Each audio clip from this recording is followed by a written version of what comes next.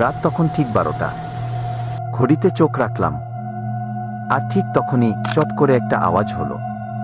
মনে হলো যেন কোথাও থেকে হঠাৎ রেডিও চালু হয়েছে।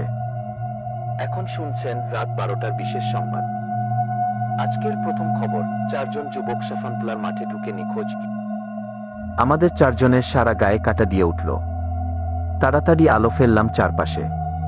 কোনো রেডিও নেই, কিন্তু শব্দটা আসছে যেন মাটির নিচে থেকে। আওয়াজটা পরিষ্কার, আর রেডিওর সুরটা কেমন যেন পুরোনো দিনের খাসখসে। বন্ধুদের একজন চিৎকার করে উঠল, চলো, এ জায়গা ঠিক নয়। তখনই সেই আওয়াজ আবার, তোমরা চলে যেতে পারো না, তোমরা এখন আমাদের অতিথি।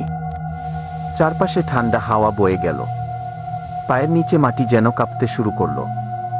হাঁটতে পারছিলাম না,